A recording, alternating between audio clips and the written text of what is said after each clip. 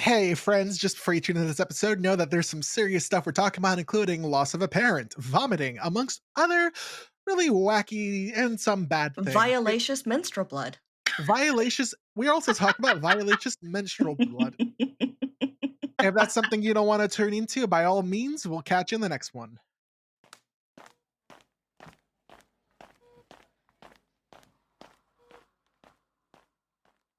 Welcome to the Pit Crew. I'm Camille, your attending, and I have my residents with me. I'm Mal. And I'm Robert. And today's patient presents with a case of crushing guilt. Oh, how crushing is it? This episode is full of crushing guilt. Just like, God. yeah, there's a lot. There's a lot of things in this episode that made me cry the first time I watched it. Is it my turn to cry on this episode? We'll find out. You've already cried. Let's go, Mal. It's your turn. Well, maybe. Depends how deep we want to get. My voice wavered and I sounded emotional, but I didn't cry. Okay. So I also just want to, point out that Mal is doing what all professional podcasters do, which is drinking a carbonated beverage. I have a collection of beverages today. I have a grapefruit spindrift, which is my favorite brand of carbonated water, and I also am channeling my inner Dr. Shen with my Dunkin' iced coffee. So Your Dunkies. Exactly. Every time I think about Dunkin' Donuts, I think about the 2020 election. There's that one girl they interviewed in Boston. She's like, I'm here. I got my Dunkies. I'm ready to vote for Biden. A queen, honestly. So today we're covering episode 4, 10 a.m., which we've retitled to be Ho'oponopono, which is, the main emotional beat for me this episode. The four things. Valid. Which is also episode 4 is the 4 things. So interesting. Yes. One thing that, I guess we just see it over and over again. Our episodes come right back in because of the structure of the show. We pick right back up with Dana walking in. The ambulance has been stolen and we all walk in and everybody's already laughing about it. And I wondered if it actually was protocol to leave the keys in an ambulance. So I Googled it and I got really conflicting information. So it kind of seems like it depends on like where you are, and it kind of has changed over the years. Cause like, yes, you'd want to leave it idling, but not with the keys in it. So if you have one that you could let idle without the keys, it's good for like temperature regulation, stuff like that. So it is like, you do want to keep it running in case of emergency, but it's not necessarily protocol to leave the keys in it. So everybody's making bets on the ambulance and what's going to happen. This is a plot that will go on for a couple episodes. We see everyone starting to come in and make their bets and all that kind of stuff. I love this. This is real coworker camaraderie to me because I've worked in the same place for like 2 years now, and this year I've just started to really make friends with my coworkers, and we have also started betting like how long meetings are going to go for, and like how much our yearly raise is going to be, and like things like that. And it's very fun. It's very fun. So I enjoy this. I love having little things with your coworkers because like I have a coworker and now I swear it's at least once a day and he'll go, a black one, because you know that video in the petting zoo and there's the goats and she's like, look, there's a white one and a black one. And then there's this little black kid who's suddenly in frame and he goes, a black one. Oh my God. So good. Oh, it's so good. We find out that Sherry Davis is gone. She had to take her kids to school. They each got 2 breakfasts off the cart. Which, hey, power to them, because I the one time I've been in a hospital long enough to have to eat hospital food was not particularly good. Yeah, you have to keep in mind that like these kids, because they're struggling with being unhoused, they need that food. Like Sherry's like, I will take the food where I can get the food. And if I can get 2 servings, we're going to get 2 servings. Absolutely. She really is like providing for her kids, even in less than optimal situations, less than ideal. So Mr. Spencer is being moved to Peds, and Robbie hates this because he fucking hates cartoon characters. Oh, well, that too. We see more and more just this, it's almost like an animosity between Robbie and this Peds unit, Yeah. Like this little room that grows throughout the episode. Fellas, you ever just get PTSD from walking into a room with like drawn animals on the wall? Pedes-TSD. He and that cartoon fox have beef. Yeah. But Dana's logic is that, well, there's nobody in Peds right now. Give the family some privacy. All the walls have cute little cartoons and drawings on it, so it's somewhat peaceful. I can understand the logic. I can, but I also, like, if I were dying, just knowing that a lot of people who are, like, dying or near death hallucinate, I just don't know that I'd want to put them in a Mm. room with cartoon characters on the walls. Mr. Spencer's tripping balls, watching the lion and tiger and whatever, like on the wall, The just fox is real. Oh god. They've moved Mr. Spencer to Peds to die. So that's nice. Dr. Collins gives Dr. Robbie a little bit of shit where she's like, yo, you're extubating him. You shouldn't have intubated him to begin with. Mm. And he's like, yeah, I know. It's almost like you told me that this morning. Yeah. And it's almost like he felt the exact same way when it happened, but kind of had no choice because they were gonna sue. Yeah. Well, there's also this, like, it's almost like a I told you so kind of relationship between Robbie and Collins that's going on. And I'm like, this isn't necessarily healthy, and maybe I can see why your relationship ended. You're trying to best each other, it feels like. Or like point out each other's flaws or something. Like she cares. Obviously, they both very much care about each other, but I'm also like, can you guys stop pointing out each other's flaws every 2 seconds? What are you talking about? That's a completely healthy relationship. I don't know what you're talking about. So it's been a very, very long time since I've like thought about Mr. Rogers and like the show. I watched it as a kid, but I never as an adult have I revisited. I didn't know it was made in Pittsburgh. Yeah, I had no Oh, idea. 100%. I knew that.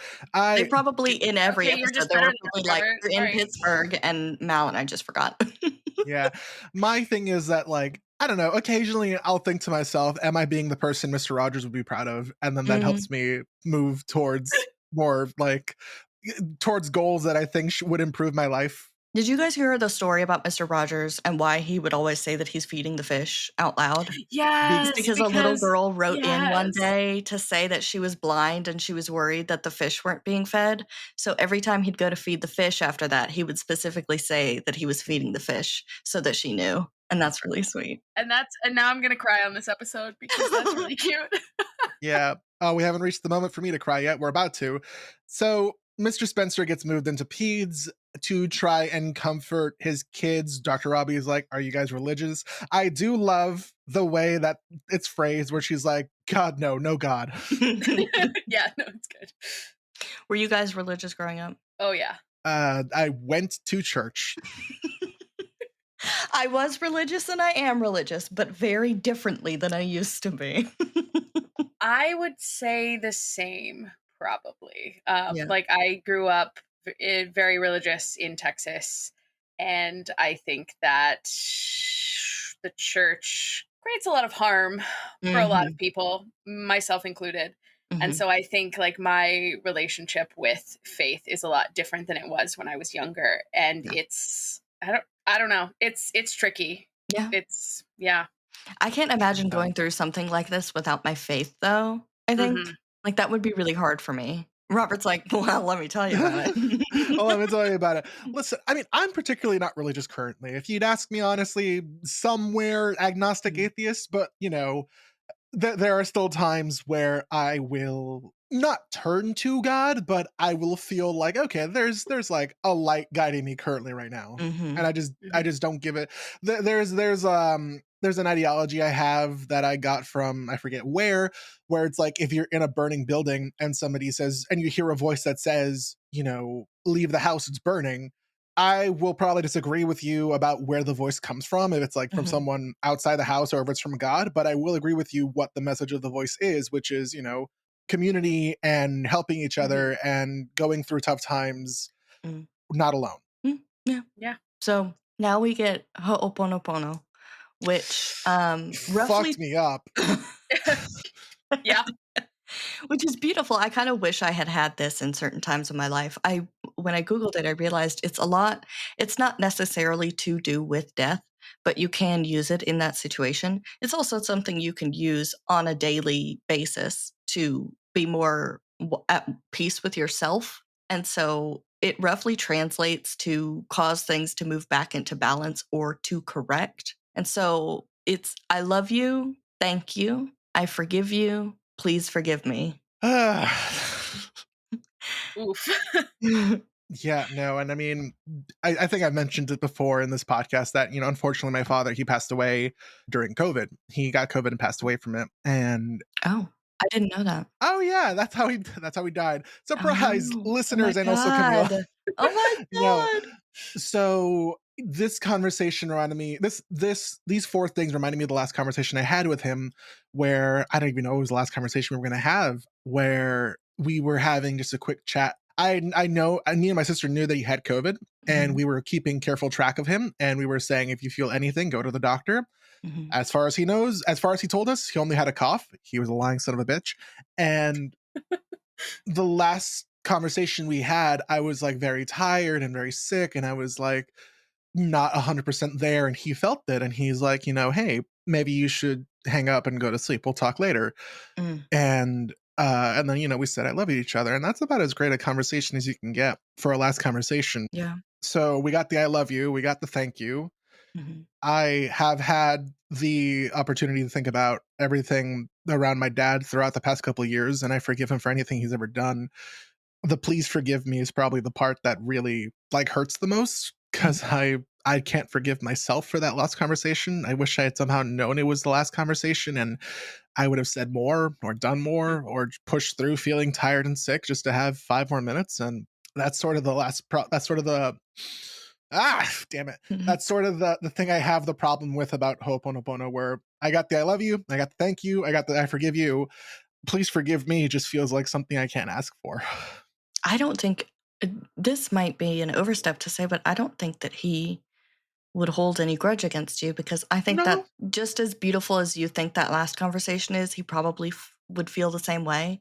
He would rather you have that comfort of him just in your last interaction, him being your parent and telling you to go to sleep. Yeah. And that's comforting and normal and so as it should be. And, it even is just like, like Whitaker would have done everything differently if he had known, but there's no way to know. Right. Yeah.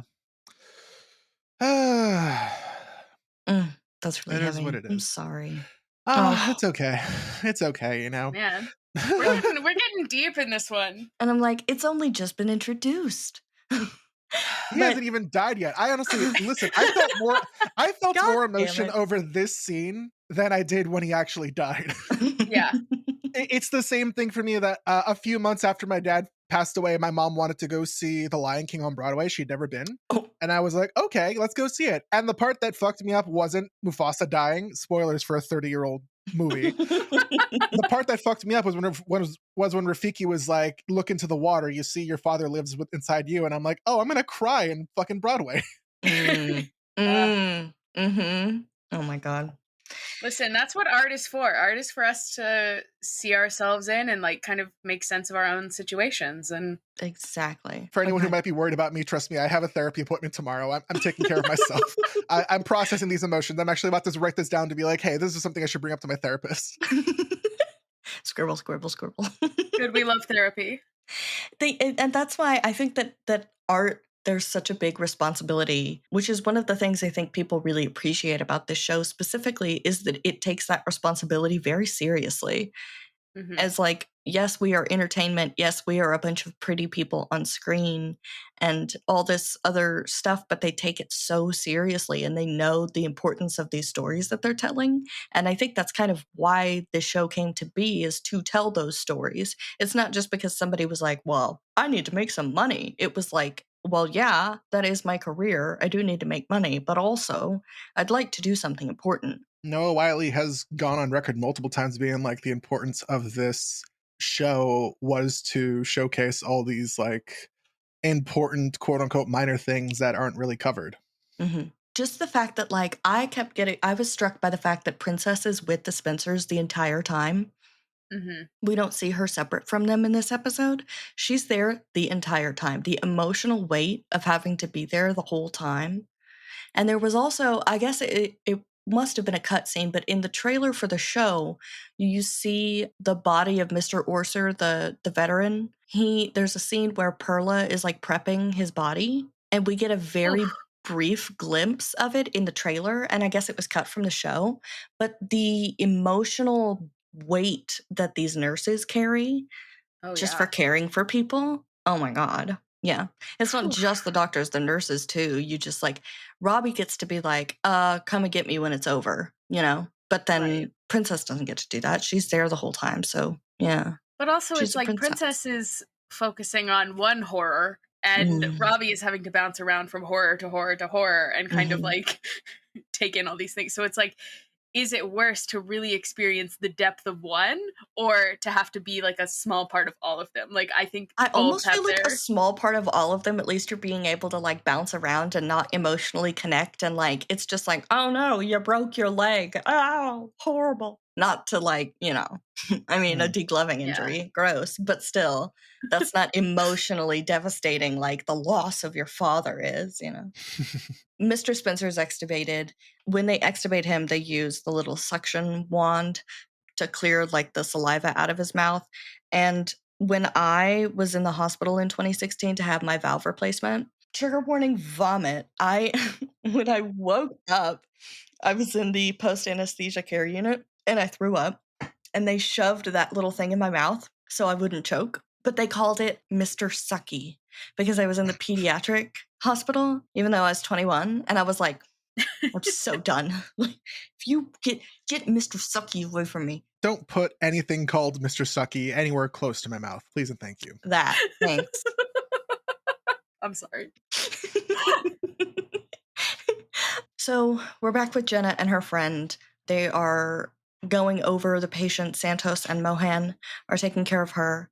And Santos gets pretty snappy with Jenna's friend. She says, excuse me, I'm trying to do, what does she say? I'm trying to do an examination. To defend Santos, her friend is being annoying. Like, this is a Yes. serious moment. And she's like, oh my gosh, like, we should go to this concert. Oh my gosh, you won't believe who slid into my DMs. Which, like, I get it. You know, you want to keep things light, you want to keep things fun, but, like, now is not the time. Girly pop. I get it, but at the same time, Santos is about to do the exact same thing. It's important for Yeah. you to focus on the good things. And I'm like, girl, shut up. Oh my God. Yeah. And then once Jenna's friend leaves, Jenna is having a bit of existential crisis, a panic attack perhaps, about the fact that she survived her brush with death via this fentanyl laced Xanax. Meanwhile, Nick Bradley didn't survive. And Santos is trying to redirect her by being like, oh, hey, how's school? What do you do for extracurriculars? Which Jenna's like, why are you asking me this? What the fuck? It rubs me the wrong way, and I am going to just be honest and say it's because I don't like Santos. You don't For like your Santos? honesty, What a shock. you're entitled to your wrong opinion. That's fine. Santos is a complex character. I was talking to Paige over at Evil Twins podcast, and I was like, honestly, if people want an anti-Langdon podcast, they should listen to Evil Twins. And if they want to hear someone be anti-Santos, they can listen to our podcast and me. Yeah, because we're not an anti-Santos podcast. You can't give us that label because I am not anti-Santos. I am very pro-Santos. I love her. She's great. You know what? I kind of want to point out, like, it's actually just okay for me to hate Santos. It doesn't make me misogynistic. Like, if I were going into it and I made it all about how she's a woman, then yeah.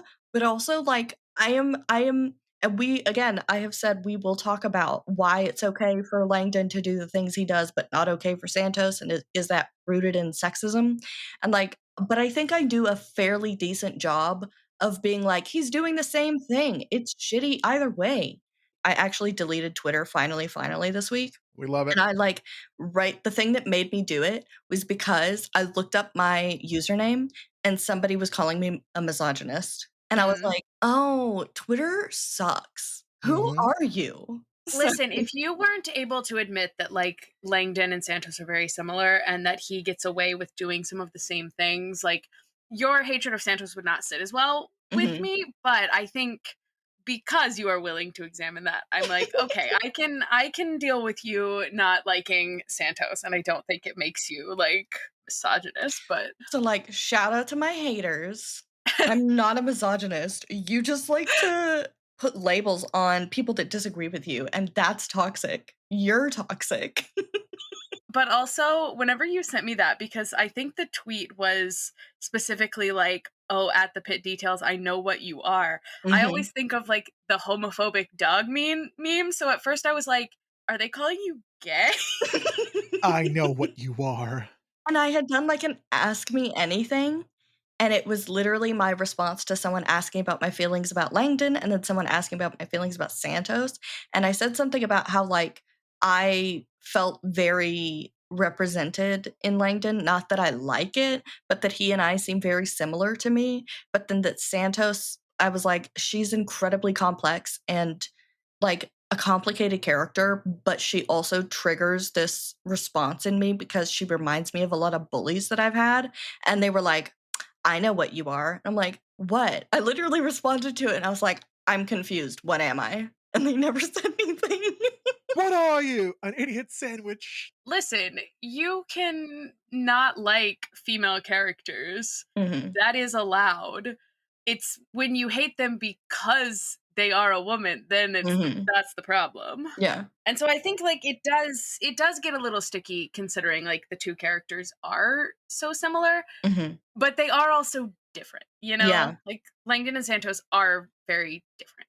Yeah. So it's not as simple as some people want to make it out to be. So Mohan, like, I actually think she's really trying to train Santos because she does check with her to see how thin her skin is before she gives her feedback. And she's like, "Okay, bet. You suck." No. Yeah. No, she's blunt, she's honest, and Santos is defensive. Mhm. I don't necessarily think that Santos was totally wrong to be like, "You should focus on the good thing." She was trying to help.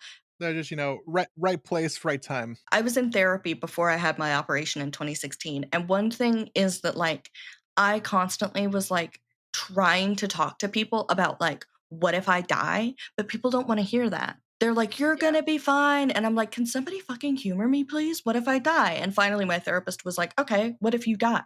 That's what you need in those situations is for someone to sit down with Yeah. you and be like, "Okay, yeah, what if you die?" Like, "No, please don't try to redirect me. I can't process this if you redirect me." Hmm. You Right. know? You need to talk through the big feelings and the big fears and these complicated emotions. Like you need to unpack them. Otherwise, you're just kind of pushing them down and pushing them down and pushing And them then you down. And become like then, Santos. yes, essentially. Oh my god. I think yeah, that's a great point. I think Santos could possibly just be parroting, like, bad advice that she's had. Hmm. Bad advice, bad coping strategies, and she's parroting it because she doesn't really know better, you know? Yeah. So, Mohan also calls her Trinity. This is the first, maybe only time that someone calls her Trinity. Other than herself when she introduces herself in the first episode. I love that Mohan remembers her full name. Hmm. I love that. But I think Mohan is also like, she likes to go by Samira. She's telling people, "Oh, you can call me Samira." So, like, for her, first names are also very powerful things as much as your title, you know? Hmm. Santos immediately wants to get in on the fun of the betting. She's one of the first ones to really jump into it. She's like, "Boom, I'm so here for this." This actually is an activity that is, like, right up her alley. Like, this is good for her because she can feel, like, risky and make a bet, you know, but it's not actually hurting anyone. Exactly, especially since everyone else is doing it. If it was just her being like, "Oh, $10 says, it was a bunch of, drug addicts," then Mhm. everyone kinda look at her and be like, "What the fuck's wrong with you?" But since Yeah. it's everyone doing it and everyone having their Right. own opinions based on their own experiences, it's sort of it's part of the game. It's fun. It's coworker bonding. Yes, I almost kinda think maybe Santos should have worked with the night shift because they handle her better. Like, I think Abbott handles her better. I think Ellis handles her better. So, I almost wonder if she would have done better as an intern with the night shift just because, and again, maybe this is just, it's a bad day for Robbie, but Abbott handles her a lot better than Robbie does. And we can talk about that when it Mhm. happens, but I thought, like, the night shift doctors spoke Yeah. better That's a with really her. interesting thought. I don't think she's on the right Huh. shift, you know? Maybe she too would find comfort in the darkness. Yeah.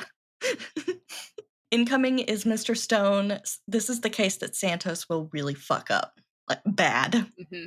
Real bad. He's been, look, crushed by some rigging at the Pit Fest setup, and they have awoken the Kraken. So this all just happens very quickly. Always something going on in the CR. always something. There's also this episode is just so loud. There's a screaming, crying baby. There's the Kraken screaming. It's a very overwhelming, like, auditory episode, you know? Mhm. I think it's one of the first times it's kind of just a little overwhelming, all the different sounds. So we see Doug getting called back. Fuck Doug. Yeah. Fuck Uh-huh. Doug. Retweet. Yep. And as Doug is walking past, he says, "Excuse me," to someone because her purse is in the way, and this is Tasha. She'll come in later. The way you can 100% just step over the bag, like, what the fuck is your Literally, it's problem, not Doug? in your way. He's like, "I can't lift my legs. I might be having a heart attack." So if you watch Doug in the background, he's so annoyed with every single person that gets in his way when he's trying to get back into, like, the triage area. He's pissed about it. And we have Mateo coming out to provide some painkillers to Jia Yi Chen. And I love the very quick correction of the pronunciation of her name and how Mateo, like, takes it in stride and corrects his pronunciation. I just love that because he comes out saying Jia Yi, I think is how he's pronouncing it. And then her father says it's Jia Yi, and he says Jia Yi, and then leaves. And I just love how casual and quick it is. Yeah. He Mhm. corrects himself, and it's more important to be like, "Oh, when will she see about it? Soon. We're very busy. I'm sorry." Yeah. It's very much Right. this episode, like a recurring theme in this episode is it's really that easy. It's really Mhm. that easy to correct yourself. It's really that easy to recognize someone's identity and their pronouns and their chosen name. You know, like it's really that easy. So Yeah. Right. Garcia comes in and wants to hear the presentation for Mr. Stone. But she doesn't want to hear Langdon's presentation. She wants to hear Mhm. Santos's presentation. And he is so annoyed. His eyes are going to get stuck rolling because he rolls them so much in this episode. It's kind of incredible. I kind of just think that he's pissed off that his ER bestie is like, "I like your nemesis," you know? Mhm. I think, like, this just sucks. I don't know if you guys have ever been like, "I really don't like this person," and then someone that you really do like comes in and they're like, "I like this person," and you're like, "Well, what the fuck?" How Yeah. could you betray me like that? How could you literally hate me? I guess you want me to die or something then, you know? It's like I know that we've had silly little beef, Garcia, but for you to actually like this person that I hate, we're about to have real beef. Serious actual beef, yes. Fun fact, they legally cannot do ultrasounds on people on the show because there's so much liability in that, like, what if this person turns out to have cancer or something's wrong with their heart or whatever, and then they could be like, "You did an ultrasound on me on set. Why didn't you I tell me?" I thought you meant like in the ER doctors can't do ultrasounds and I was like, "Wait, what?" So no, so all of this like ultrasound and all this kind of stuff is actually controlled from like a tech room on set where they listen Sick. into the scenes and then they have to follow like the cues and put the right thing on the screens and change the BP and all that kind of stuff according to what's going on in the scene. Because like of course none of those vitals are allowed to be real. Those images are not real. Like they're not allowed to be. They can't be live in the moment. And also like goddamn, what are you gonna do? Stab an actor so that be like, "Morrison's, it's full of blood. Oh my god." It's like they've been stabbed. God forbid I want some authentic acting in this show. Stab people. It's okay. Yeah, I was It's for gonna the say, sake of art. for authenticity, we could Yeah. stab someone a little bit, a little bit. Method Yeah. acting. Come on. I've told my friends on the set that I they can have me on for season 2 if they wanna intubate someone, like, for real. I trust them. Oh, so the Spencers are still struggling, of course, because they're having to listen to their father suffer. And Jeremy I still can't believe it's spelled like that. Jerem asks Robbie to remind him of the 4 things. And so Robbie reminds him. Jeremy's response is, "That's easy." And he just launches right into it. And I was watching Robbie watch this, and I had that moment of realizing, like, Doc Adamson is who he learned this from, but he didn't have the time to do this. Oh, He didn't have, like, everything was too critical. He didn't get this chance. There wasn't time, No. at least that we got to see. So it almost kind of hints at like That's why he struggles. That's part of why he struggles so much, is that he didn't get this closure that he learned from Doc Adamson and then has been teaching to people, and he never got that chance. Ugh, So that's rough. yeah, his ears are ringing. The PTSD is coming back strong. Finally gets to go to the bathroom. Go piss, girl. Go piss, girl. He escapes to the bathroom and then is on his way out and is like, oh my God, a toilet. I forgot. We're back with the med techs and security talking about this stolen ambulance. And I was like, who in the world is this beautiful med tech? And his name is Matt Mercurio, the one with like the highlights, the real beefy one. So anyway, shout out, Matt. You're really beefy. Nice job. Nice job. So way to go. Congrats on your beefiness. Nice hair, good beef. This episode titled So Much Beef.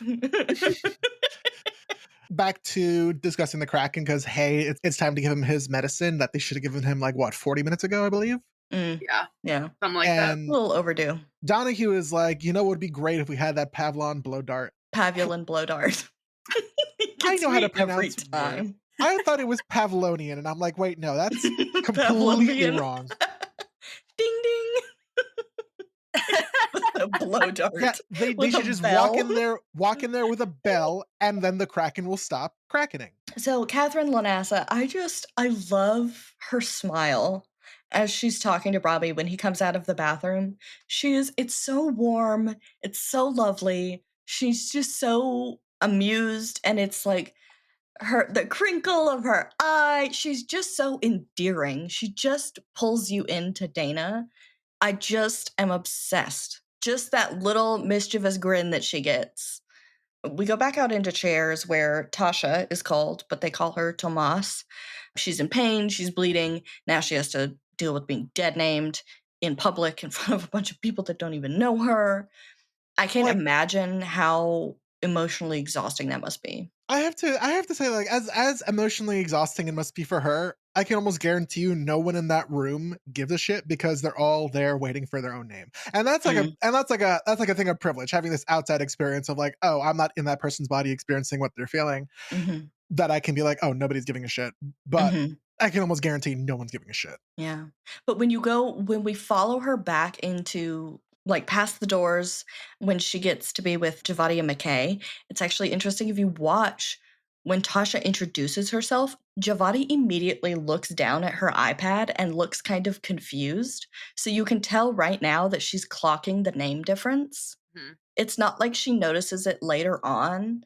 She notices from the beginning that there's a difference. She makes this face and she looks down at the iPad and is like, that's not right. And I love it. I love it. So Santos is feeling very confident. She's doing very well explaining things to Stone in terms that a person could just understand, and no, you don't need surgery, you're good. She's doing great. But then he says he's having a little trouble breathing, so she orders BiPAP, which again is that pressurized oxygen. She doesn't confirm. She doesn't present. Right. To a senior resident or to an attending. And this is apparently one of those super actually inaccurate things, because a nurse like Jesse would laugh at Santos and be like, no, buddy, get a senior resident to confirm that. Yeah, there's no fucking way. That I've heard that a lot, is that people are I get what they're getting at, but at the same time, the nurses would look at her and be like, yeah, sure. Uh-huh. There's no way. Also, not to bring up the homophobic dog for the second time, but Stone, as we have the interaction between Santos and Garcia, and he's like, she likes you. He's like, I know what you two are. And I love how Santos does the thing where she's like, well, we met 2 hours ago, we met a few hours ago. That's plenty of time to be gay. Yeah, and Mr. Stone's they're moving in by the end of the shift. And Mr. Stone is like, oh, well, you must have made quite an impression then. Ugh. This is not the first, nor is it the last time that the show kind of low-key ships Santos and Garcia. But this is also just Santos is wink, wink, don't die, Mr. Stone. See you later. Yes. Ouch. So now we have this baby What, 5-month-old? Is that what is she 5 months? 5-month-old presenting with pain, something like that. She won't stop crying. She won't stop Poor crying, and so baby. they're like, "What's going on?" And Mel is super quiet when she says that they need to rule out the worst first, but then when she starts to go through hypotheticals like, "Oh, it could be this, it could be this, it could be this," and potential diagnoses, she doesn't lower her voice, and so the mom freaks out when she says meningitis. And, like, Mel is not saying that this baby has meningitis, she's just, doing what you're supposed to do, which is rattling through anything it could be. It's very quickly ruled out, but then Collins is upset a little bit with her. She gives her, like, this look. She says, "It makes meningitis very unlikely," and then, like, glares at Mel, and Mel's not even noticing, thank God, because I was like, "Girl, that's mean." Like, I get it, though. I get it in a way, but also, come on. Right. I mean, She's a student. Be a little more, well, not a student. She's learning from you. You're supposed to be there to teach her. Have a little bit more grace. You're her senior resident. She's gonna make a couple mistakes here and there, even though she's been doing this for 2 years. Right. I'm like, this isn't even like that big a deal. It's bedside manner, right? But it's not like she was like, I'm going to give him a medication. I'm going to put this baby on BiPAP, you know? We gotta give this baby a Roboa. So now Doug is with Mateo. They're repeating the test from earlier, and Doug gets angry and laughs when he hears that he has to go back to chairs, which triggers my fight or flight so hard. If somebody laughs during an argument with me, I will start crying. No ifs, ands, or buts about it. It triggers me so badly. I just fall apart. yeah, it's There's not something great. so aggressive about it that I just don't like. Oh, 100%. He's laughing about it, and he's like, "God, we're headed towards a third world God, we're a third world country. Does it remind you of home?" And Mateo takes that, like, personally as he kinda should, I guess. And he's like, Mhm. I'm keeping a special eye on you, buddy." I know we're not supposed to pick favorites, but I'm gonna keep my eye on you.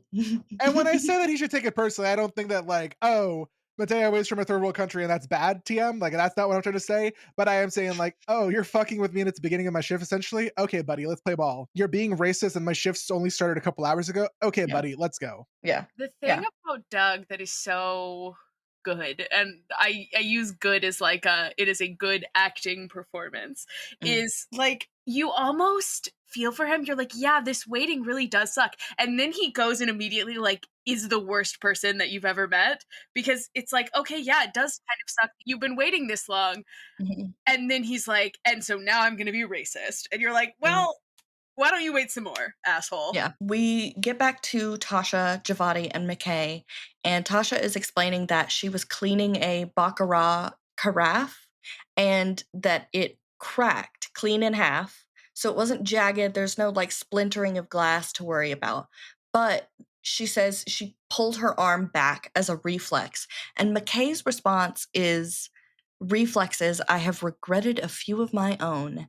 And I had this like ping moment of like, oh my God, is the ankle monitor like DV related? Is that why she has an ankle monitor? Did she assault the girlfriend of her ex as a reflex? Did something happen and she punched her or something like that? Is that why there's a restraining order? Is that what the ankle monitor's for? Is that not confirmed? Because that's what I thought. Like I I don't think thought that anything is she. ever really confirmed. Okay. Has Fiona ever, because like a lot of the actors who play their characters have come out and be like, "Oh, you know, Here's this like extra little thing that Mm. of my isn't. character." Has she Yeah. come out and said anything about the specifics of why Dr. McKay has this ankle monitor, what she did, or are we just supposed to derive meaning from what we see? That is interesting. There are certain like interviews that pop up on my feed that I watch, and then honestly, recently I have not even. It's one of those things that's like, if you've got subtitles, I will watch the subtitles, but I'm not going to turn the sound on because it's just like too much is going on in my brain and I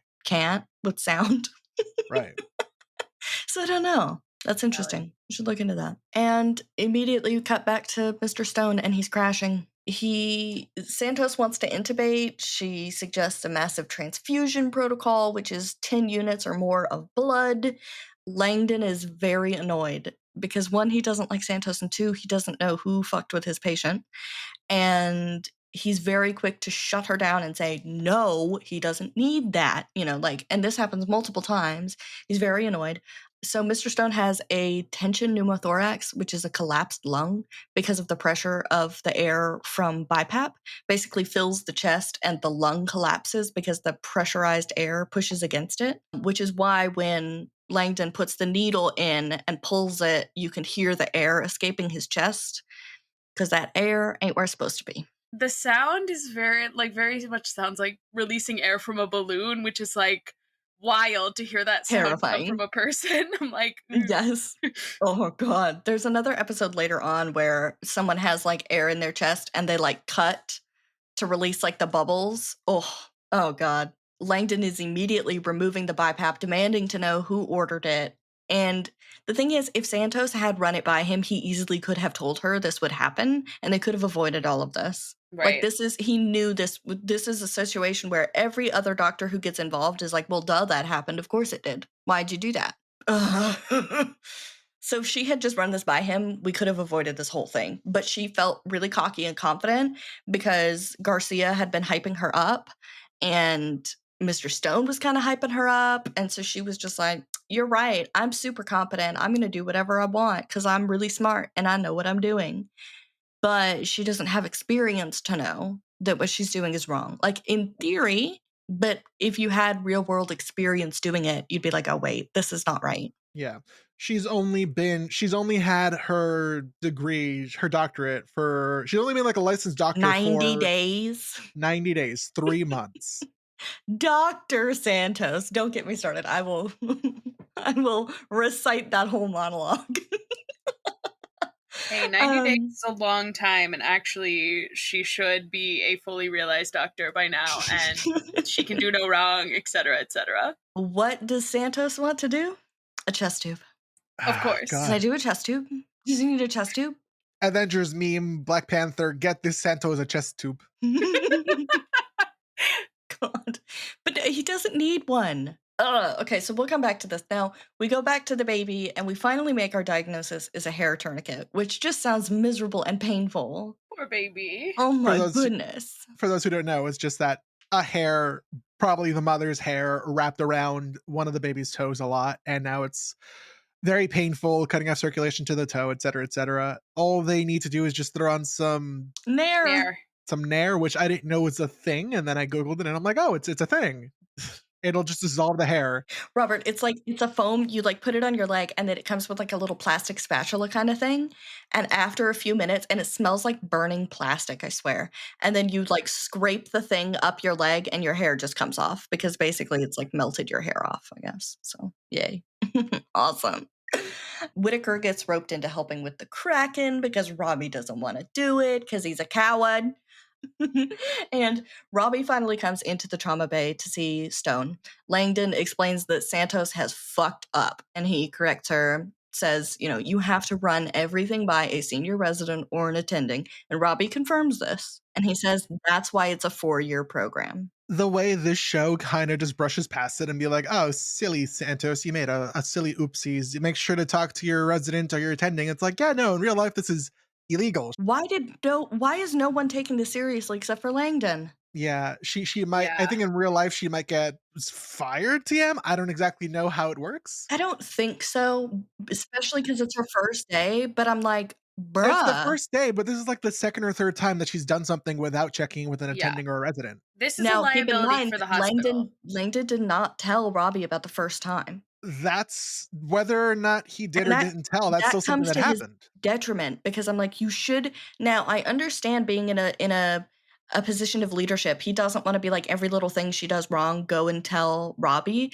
But at the same time, I'm like, you could have been building your case, and instead you exploded in front of everybody and ruined it for yourself, because and a lot of people have discussed that about the scene where he finally explodes at Santos, is that it's not that he's wrong, but the way he goes about it is like, you just lost everybody. Like everybody was basically on your side, and because of how you handled this, you lost him. He could have had Collins could have backed him up, and Mohan could have backed him up, because they're all witnessing Santos just not being great. And they could have been like, yeah, oh my God, that's crazy, because I've actually had some experiences with her too, but I didn't know it was like that, Yeah. They've just seen behavioral issues. So Langdon still really doesn't allow her any hands-on experience here with the pigtail catheter, which is another punishment. And I sort of get it, I sort of don't, because like part of me would want her to learn to fix her own mistake, but at the same time, like, can you trust her to? Right. She's learning, just learning with, kind of having her hand held just because it's like, okay, buddy, this is the second time you did something without anyone's approval. I'm going to walk you through it because you need to know, but you're not doing it yourself. Yeah, like this benching is not, I don't like fully, I don't disagree with this one. The first one, I don't necessarily know that she should have been benched. But like I said earlier, it's like he just benches her the rest of the season. He's like, I'm not dealing with you anymore. None of this. You can watch and learn. You don't get to do hands on, which is Yeah, and not that's great. not, yeah, not great. But then you have like Garcia come in and Mhm. all pissed that this happened, and then the second she finds out that it was Santos, she's like, "Well, it's her first day." Problem isn't that she made this mistake. It's expected of her because she's, she's an intern. The problem was that she did it without getting anyone's approval Right. or telling anyone. Right. Right. I mean, like, she is allowed to make mistakes and to make the wrong call because she is learning, but she needs to not be so dang cocky and think that she can just do everything. And Garcia is just enabling her. And Yes. I'm like, I love her. I will defend her, but also she needs to be humbled just a little. I feel like Santos should have learned a lesson here and then didn't, because Garcia came in and ruined the chance Mhm. of her learning anything because she validated all the wrong things. And I'm like, she could have learned her lesson here. And Garcia came in and ruined that, which is like unfortunate because I really do like Garcia. She's an incredibly competent doctor, but she's like got blinders on because it's a pretty girl. And you know what? She's real for that. The look between Robbie and Langdon is priceless. And I love when they let a joke take a few seconds to land. Like, I love when shows allow a joke time to breathe. So there's literally seconds of them staring at each other. It's wonderful. We do cut back to Helen and Jerem, who are voicing all the things that Robbie should have been able to say in this very room. There's so much regret and so much to learn from it. Mr. Spencer actually finally looks at Helen for what seems like the first time, and I'm like, even when they first walked into his room in the first episode, he mainly focuses attention on his son. And like, yeah, they have a quote unquote closer relationship, even to the point that Jerem was like, oh yeah, no, he's at a good mental spot right now because he's calling me a nickname that he called me when I was a Mhm. kid. Boob. Helen's main thing in this scene is that she's like, damn, I regret that we can't make things better. That I was like a teenager ashamed that my dad was working on Mr. Rogers' Neighborhood and I didn't want you to like meet my friends or anything like that. And now she's at this Embarrassed by point the where silly she's voices and the characters and yeah, and she's at this point where she's like, you know what? I'm glad you did all the things that you did, and you helped the world be a little bit of a better place because of it. But Mhm. I wish that I could have like seen it. I wish that we could have had a better relationship. That has to be a really bitter pill to swallow, to be like, my father tried to provide all these wonderful things for me and I wouldn't accept them. And so he gave it to other kids, you know? Robert Yeah, is staring into the sun. Yeah. Um, I I if I mean, don't, I I will think cry. there is an element of Helen that I see a lot of myself in. mm. Like the Oh, way yeah. that she's like, I don't like he was a great father, but he was not the father that I needed because like I didn't go fishing. I didn't, do all these things that he did with Jeremy. Jerem. Jerem. You really got to say it uh, with a French accent. You got to say Jerem. Jerem. Um, and so I'm like, in a way, it's not the child's fault that she didn't meet her father at like the things that he wanted to do. I think, there's a certain amount of like being interested in what your kids are interested in that a parent kind of Mhm. has to do if they want to have a relationship with their child. And I think Yeah. he kind of failed her in that way. And I think that really affected their relationship and might have led her towards this like shame that she felt about her father, because she like never felt like he was the father that she wanted. Like he was Mhm. very much Jerem's father, and every time I say Jerem, it like takes away from the seriousness. serious moment, and that's good. It's really hard to think about. I think especially in the way our generation is struggling so much with this divide with our parents politically. And I think this, I like, not to be like Cassandra about it, but like I feel like we're all going to struggle a lot with all this time that we lost with our parents because of this insane divide that there is. I even think about it now, like how much I feel like I've lost and how horrible it is.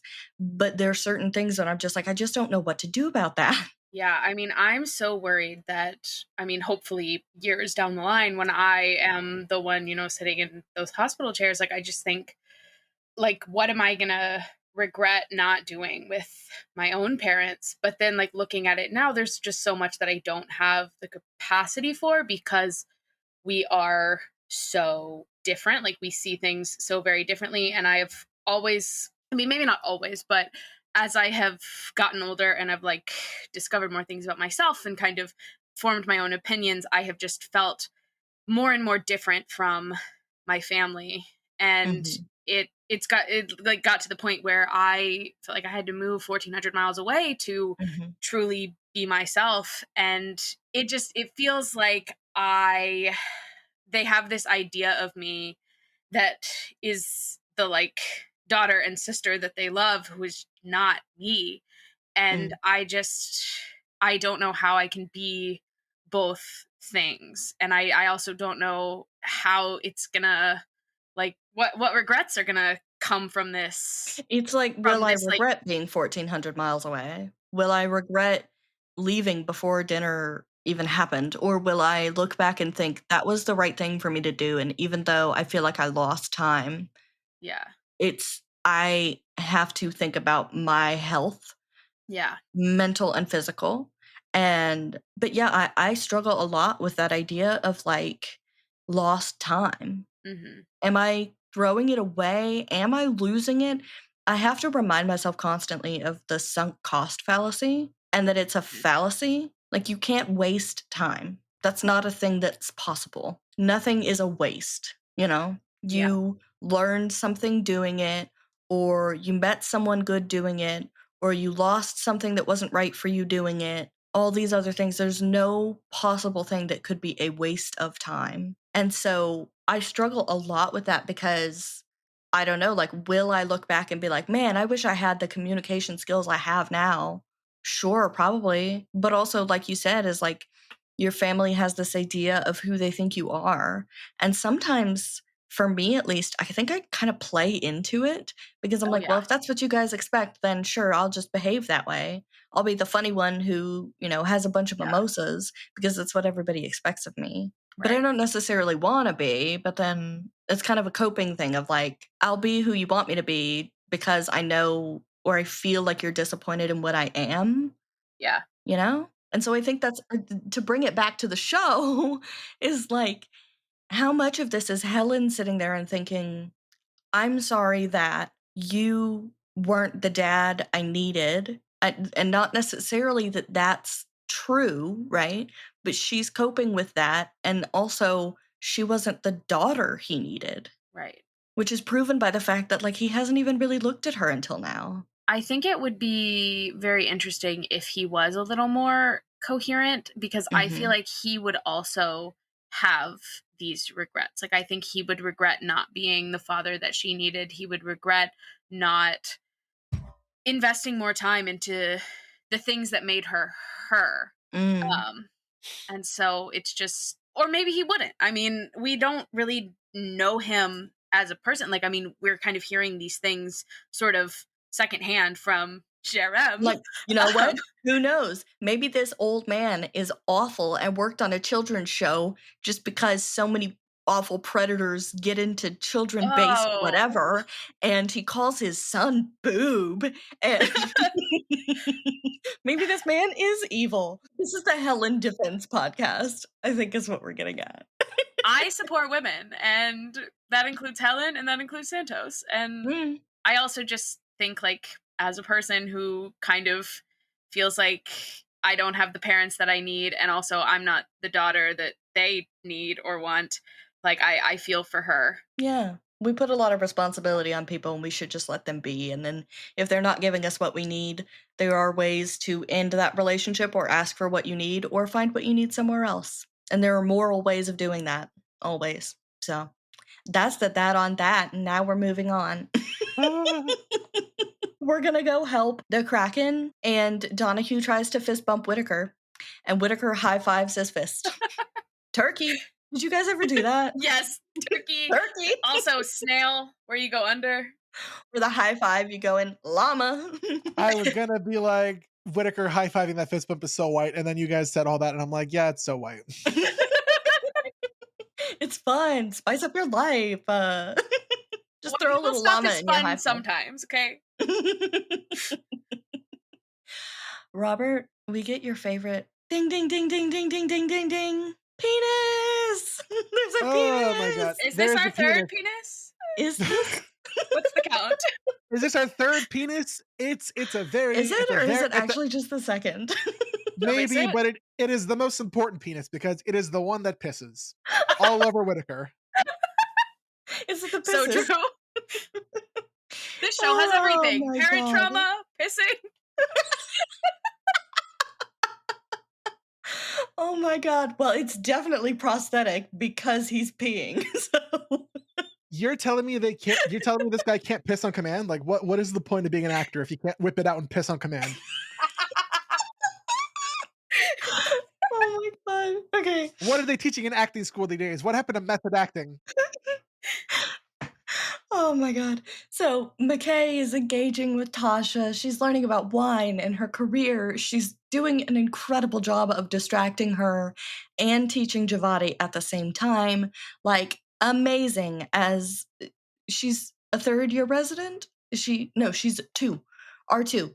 She's an R2, and she's doing an incredible job. She has a very bright future ahead of her, especially teaching this well, you know? Mm. Like, it's important to remember that McKay and Mel are the same level. They're both R2s. So very interesting to see where their strengths lie and how they're a little bit different, you know? She's doing a great job of distracting her. I just kept thinking about the phlebotomy nurse at my primary care physician's office because she just like is not chatty and doesn't want to talk at all. And I'm always like, ah, ha, ha, ha, and I'm looking over here. And also, last night for dinner, I had, because I didn't want to look at the needle. Javati's privilege is showing because she knows about high-end restaurants. But she's also, we can see her naivete showing a little bit as well, because when McKay says that she is $18,000 short and, quote, a friend of Bill's, she is saying that she's sober. She's in AA. That is a way to keep your anonymity. Instead of being like, oh, are you in AA? You can say, oh, are you a friend of Bill's? And that's how people, you know, obviously it's an anonymous program. That's how they can keep their anonymity. And so, like, if you go on a cruise or something like that, if you look at the itinerary, you will actually see, like, meetings for, like, friends of Bill on the itineraries. Yeah. And it's their way of being like, hey, there's a meeting for you if you need it. And nobody else is trying to, like, nobody else, if you don't need to know about it, you don't know, you know? It's not for you. We immediately shift. We're talking to Jenna. Her parents are there to pick her up. She's provided with test strips for fentanyl and Narcan, and she promises to be better about it. Obviously it's like for time in the show, but I'm also just like, is no one gonna have a serious conversation with her parents right now? I hope someone did. Yeah, me too. We immediately focus from Mohan speaking with her, focus in on Robbie in the background, who is going into Central 7, I think is the room it was, which is where Nick is, to talk to his parents. We're taking him for that final test. Collins walks in to see her patient. She meets Christy and Lynette Wheeler. Christy is there for a medication abortion, and she says, Collins says something about how she uses an analog alarm clock and that she's used it since med school and it never fails. And this is our first hint that it's not quite as it seems, is that Christy says, I do too, but I left it at home. I forgot to bring it. Yeah. Which is like, are you not coming from home? What do you mean? What does that mean? So Collins wants to re-examine this patient. The patient is new to her, so this is like a liability thing. You know, she just wants to make sure that Abbott's patient, you know, she's covering her butt. basically, because this is a patient who was supposed to come back and see Dr. Abbott during the night shift early in the morning before he left, but they slept in. And so he's gone. And so now they kind of have to go through all of this stuff over again with different physicians, which is exhausting. Even the great Dr. Abbott has to go to sleep sometimes. Yeah, the sun came out and he was like, "Ah!" He's like a vampire. He only finds comfort in darkness. He's a vampire. God, that line and the smirk afterward. Sean Hattasey, that's one of his best lines of the entire season. And the way he smirks at Robbie, the little twinkle in his eye, incredible. Just stop. Sean Hattasey, we love you. You're an icon. We cut to Dana and Robbie, and Dana, the one wearing the cross necklace, thinks that Shakespeare is the one that said, "Physician, heal thyself." And Robbie corrects her and says it's from the Bible, and then says, "But I'm Jewish, it's not my book." God himself said it, but I don't know. I think it was the apostles. Yeah. So now we're cutting to Jenna. She is seeing the Bradleys as she's leaving. Nick is wheeled past her, and she's actually incredibly sweet. She needs better friends because we meet her friends and they're not great. She seems genuinely like a good kid with a good heart.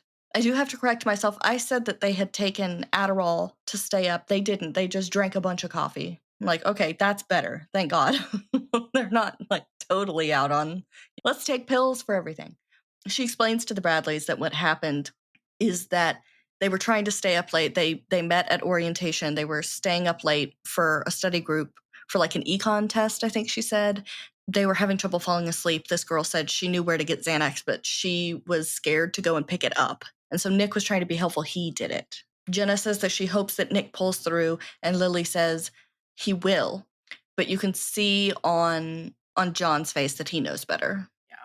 He's the one who's asking, is my son dead? You know? Yeah. And I think having her as sort of a foil, I guess, to compare this to is just so gut-wrenching because you see like what could have happened to her in Nick, and you also see like what could have happened to Nick in her. Like it's just, she got lucky and he didn't, and that's just heartbreaking. Yeah.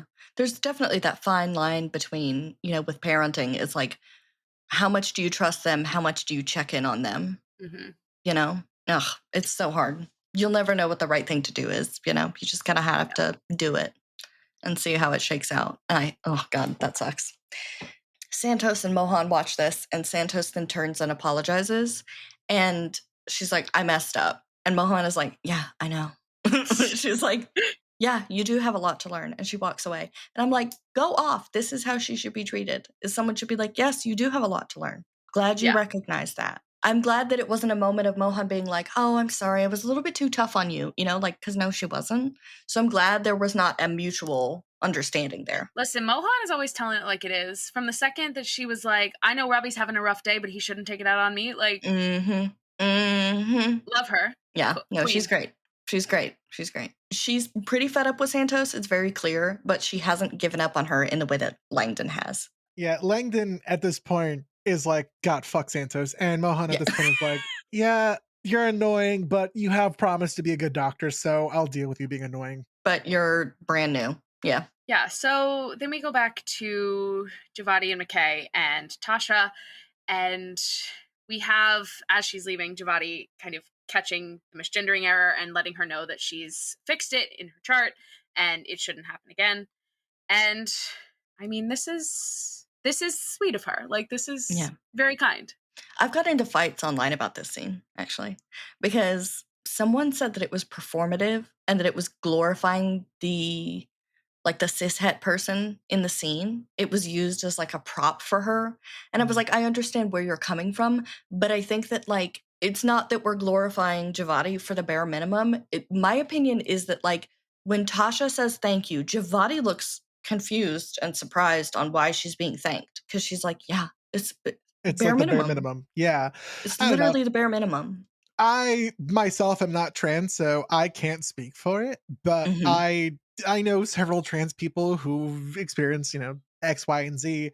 And I don't want to say it's like very, oh, thank you, like savior kind of thing, but it does somewhat feel like a, oh, thank you for being an ally. You're a great ally. Not to like the extent it's done terribly in a lot of movie and TV shows, but also at the same time, I'm like, I don't know. I really just don't know. Yeah. I think there's definitely like that line is so tedious, but I also feel like it's not like, well, I think one, it's very important to have trans actresses and Oh, actors 100%. playing trans characters. It's not like a caricature. And I definitely like I can understand how the way that Tasha reacts could be seen as a little bit like, "Ah, oh my God, thank you." But I just think that's an acting choice. I don't think that, I don't know. I think the feelings about it are very complicated, but I don't think the point of the scene is to be like, oh my God, thank you so much. I think, again, what I was saying earlier is it's that easy. Right. I think that's what the scene is doing, is pointing out it's that easy to make a difference. You know? Because I mean, it very clearly didn't take very long No, it didn't. for Javati to do. She picked it up immediately. Yeah, and I'm sure this is a scene that people point to be like, the show is woke. Oh God. There have been quite a number of comments that I've seen on like videos of the pit being like, in my hospital, we wouldn't do any of this woke shit. It's like, okay, cool. Good to know I'm not going to your hospital. I would never go to your hospital. Oh my God. Yeah, no, never. Guys, is it woke to like treat people with respect and care about them? That's Crazy. fucking disgusting. Apparently it is. Yeah. Apparently it is. Get that woke shit away from me. Go back to sleep. I love watching the doctors try to figure things out with Jia and just the way they're kind of like talking back and forth. Mel and Mohan are like talking back and forth, and then we can hear them like in the background of the scene still when we cut to the next thing. And I love that. I love the overlapping, like the same way in the last episode we had the moment of Langdon and Mel running past the trauma bay and everybody's still being acting in the trauma scene as they run past. Like, I love those reminders of where we are at what time it is, kind of a thing. So Collins is doing an ultrasound and she is realizing that her measurements are not matching Abbott's. And we'll get into this later. There's so much to talk about. So this is, again, one of those important scenes that just is setting the scene for next time or the time after, because it's this one shift. And so I don't want to talk too much about it, especially because we're on a time crunch today. We get an update on our ambulance. It's in a police chase. There's a helicopter with footage. Like, everybody's getting in on the bedding. We're back with Jia again. And I love how well Mohan and Mel are explaining this all to the both of them. Yeah.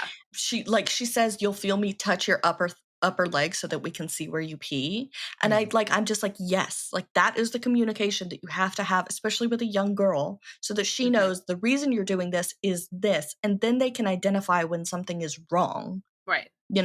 When something is not quite right. So that's why it's important to explain things and why you're doing things and to call certain things what they actually are, Yeah. Is so that you enable your kids to be educated enough to call it out when something's wrong. They're not going, oh, it's, that's just how it is. But, yeah. And an imperforate hymen. By the way, first of all, I just want to say, if any of this talk makes you uncomfortable, please grow up. Women's health is very important, and too long have we not talked about it because it's gross or it's uncomfortable or whatever. So I challenge you, if me saying vagina makes you uncomfortable, oh God. Well, you saying it like that made me a little bit uncomfortable. It's like walked into my Myrna. You want to see my vagina? I don't know if either of you know the comedian Randy Feltface. No. He's this wonderful Australian comedian whose whole shtick is that he does his performances while puppeteering a purple puppet. That's not the important part. He had a joke where it was like the origins of the word vagina versus the word cunt, and that the word cunt's so smoother and so better, and the origins of the word vagina essentially translates from the Latin for sword sheath. Oh, hell yeah. Because, hey, back off, I have my sword with me.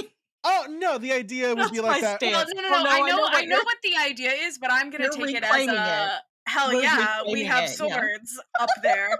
Not like that its purpose is To to cheese. take a Yeah. male sword, as it were. No, that's gross. Yeah. But okay, so an imperforate hymen literally means that the hymen didn't perforate, which is like rip or stretch or anything like that. So just like they explain it, it's there to protect. Ladies and or folks with the vaginas, I just want to say, if you feel a pain that doesn't feel normal, please seek medical attention. If something doesn't seem right, please seek medical attention. If your doctor does not listen to you and does not take you seriously, please seek another opinion. Shout out to people with hymens who have had their appendix burst and they're like, oh yeah, no, I've had period pains worse than that. I didn't realize I didn't realize that. That's apparently a thing that's happened. Why But did you say because people with hymens? I don't know. I was weird. shout out to my hymen havers. Uh, I just phrased it weird, but you know what I mean. I'm trying to be inclusive, damn it. Well, this I podcast feel is like being renamed the hymen havers and Robert. well, no, I feel like the context of what you were saying, you should have probably said like people with uteruses.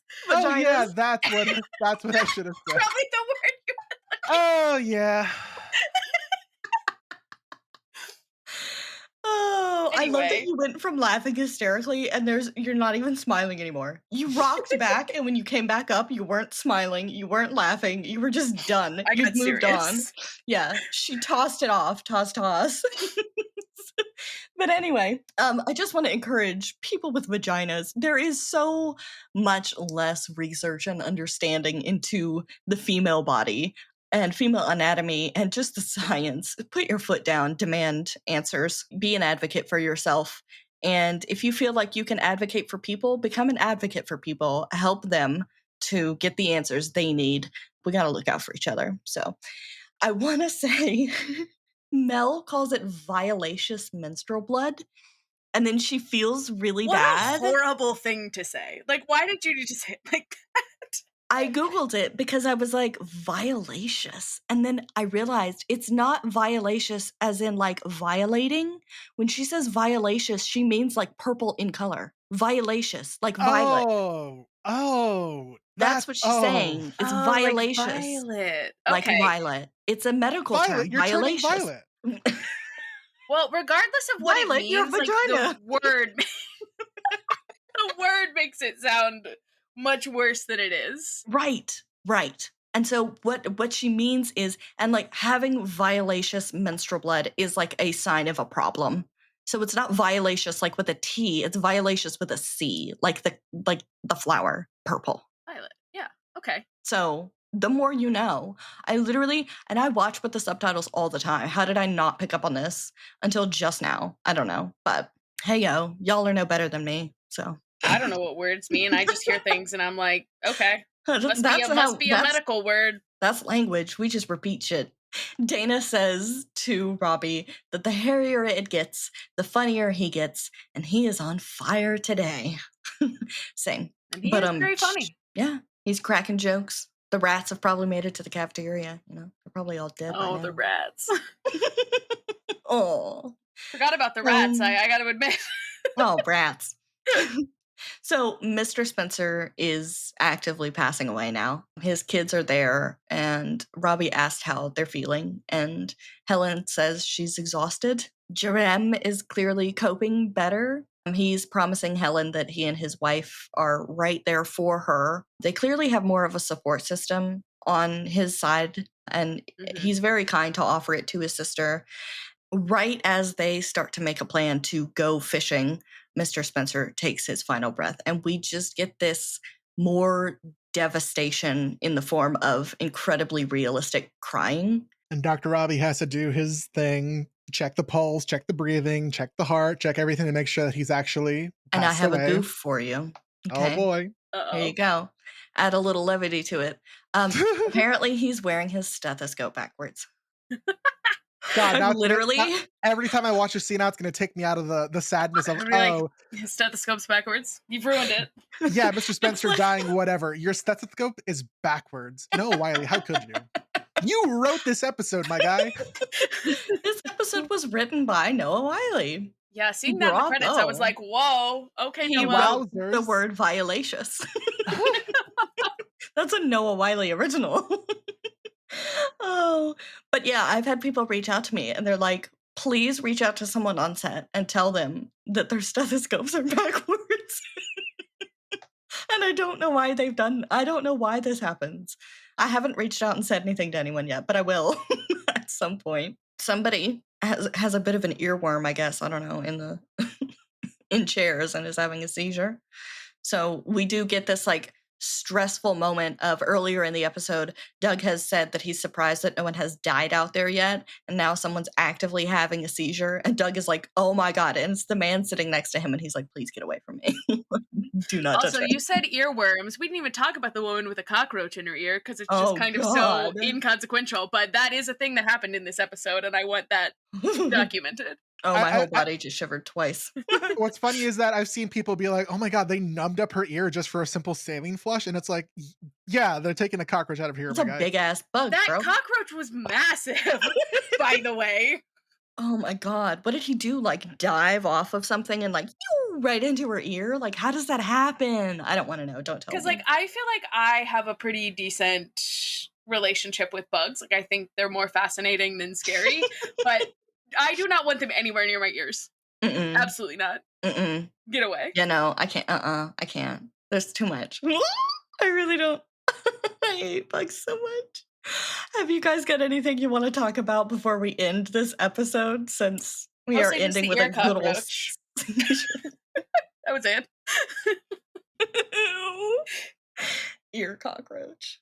An ear roach, if you will. If you're listening to this episode without leaving a comment, don't worry. I love you. Thank you. I forgive you.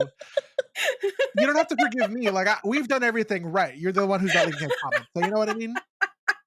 You're not the listener that we need you to be, but are you being the listener that Mr. Rogers would want you to be? Are you feeding the fish? We're the fish. We are feeding the fish right now. No, so that you know for the audio podcast, we are feeding the fish. We are feeding the fish. So I will explain, like, for our listeners, if you're not into podcasting, engagement on social media, kind of stuff like that, it really does actually help things to be put into the algorithm more, and it helps us to be seen and viewed and listened to more if you are engaging with us. So leaving a review, even if you don't think we're perfect, it's fine. We have had some 4-star reviews, and I kind of like those better simply because I'm like, thank you for being real. And if you left us a 4-star review, please leave us a comment explaining what we can do better, because we really care about...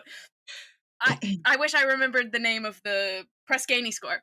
We really care about our scores, so... Yeah. No, we do want to make this podcast... I mean, like, I think we're having our growing pains, but also, like, every podcast is going to not be perfect, and you're going to listen back to early episodes and be like, oh, God. But I think that we definitely... Like, we love doing this so much, and we love that so many people have loved it.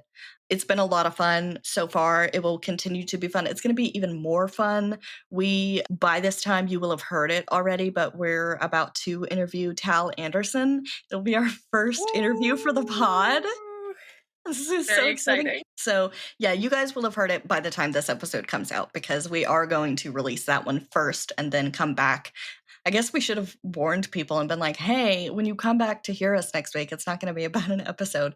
But I think I'm genuinely excited to have this conversation. I think it's going to be a lot of fun. And so I hope that that everyone listening to me now has enjoyed that episode already. Yeah. And if you didn't, let us know. Leave us a comment. You can email us at pittcrewpodcast@gmail.com. But yeah, in that vein, if you engage with us, you leave us, comments, reviews, ratings, all that kind of stuff, share it with your friends, or post about it, anything like that. That helps us. Like, we could do more interviews. We could bring you more cool stuff. We do hope you guys are enjoying it. We do want to make this podcast as good as we can, but also have it still be fun for us. I think sometimes people get into podcasting and they take it so seriously that it's less fun. We're taking it the right amount of seriously. Yeah, we're not monetized. We make no money. We spend money. Fun fact, podcasters who are not monetized literally spend money to podcast. It's not a free hobby. We have to buy all of our equipment. We have to pay the subscription fees for the programs that we have to use. Like, it's not free. It literally is recurring costs. So, and it's not like I'm sitting here saying I want to be monetized or anything like that, but like, just know your favorite podcasters are spending money to podcast for you, especially like the amateurs. But if that's all that we have for this week, then so long, fellow losers. The Pit Crew podcast is created and produced by us, Robert, Mal, and Camille. It is edited by Robert. You can find us on TikTok, Threads, and Instagram at Pit Crew Podcasts. If you'd like to support our other projects, our socials are linked in the show notes. Our art is by Rand Pacoka, and he can be found on Instagram at Rand Pacoka. All patient questions and concerns can be emailed to pitcrewpodcast@gmail.com. And this isn't a Taco Bell, but we do appreciate a 5-star rating and review wherever you get your podcasts. Be sure to schedule a follow-up appointment with a nurse before you go. See you next time.